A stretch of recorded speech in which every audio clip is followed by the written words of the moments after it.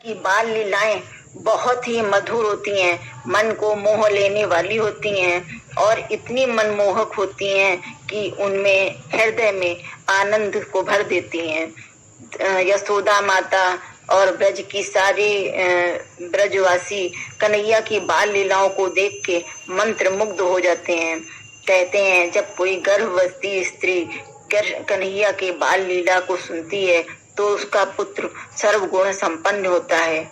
मैं आज आपको कन्हैया की बाल लीला की एक बहुत ही सुंदर और रोचक कथा सुना रही हूँ। कान्हा की काजल लीला।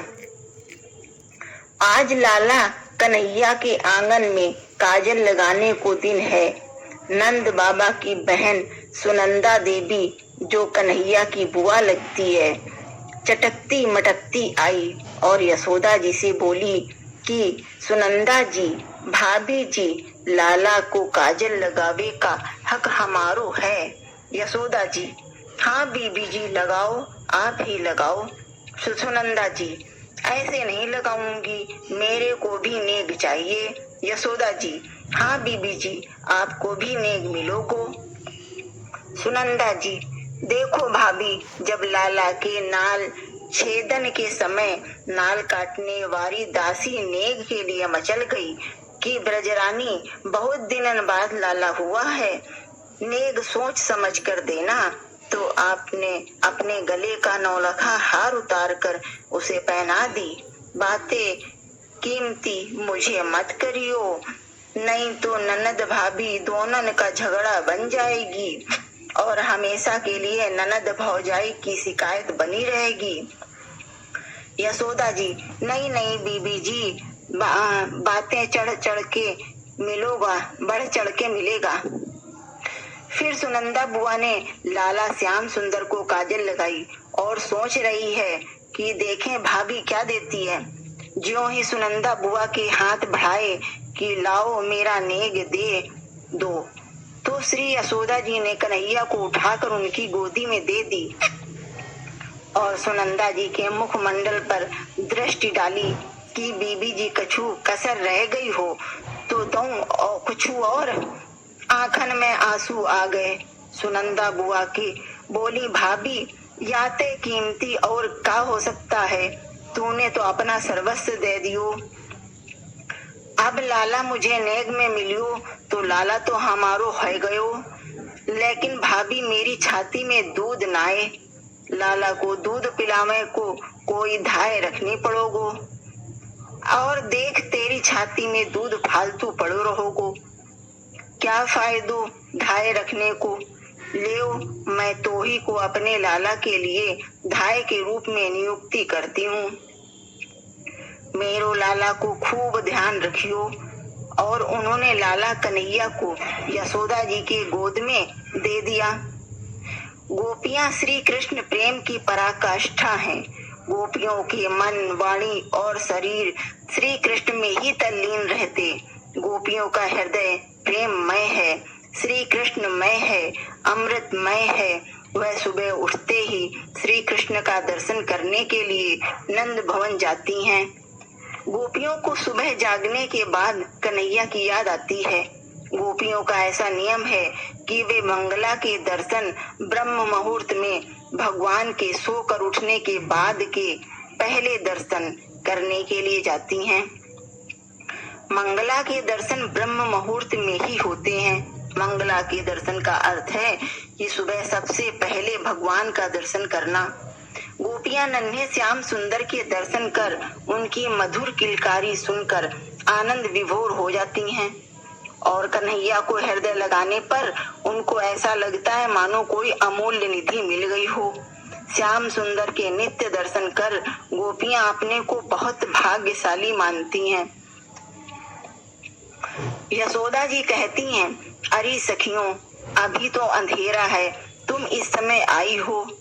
गोपियां कहती, कन्हैया के दर्शन के बिना हमें चैन नहीं पड़ता, इससे लाला के दर्शन करने आई हैं।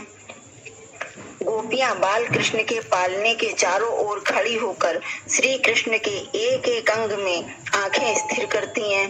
गोपी मात्र ग्वालिन नहीं है, गोपियां भक्ति संप्रदाय की आचार्या हैं। गोपियां जगत को समझा रही हैं कि भक्ति कैसे की जाती है। भगवान के स्वरूप में आसक्ति को भक्ति कहते हैं। संसार में आसक्ति ही माया है। परमात्मा के स्वरूप में मन और आंखें आसक्त बनती हैं, वही भक्ति है।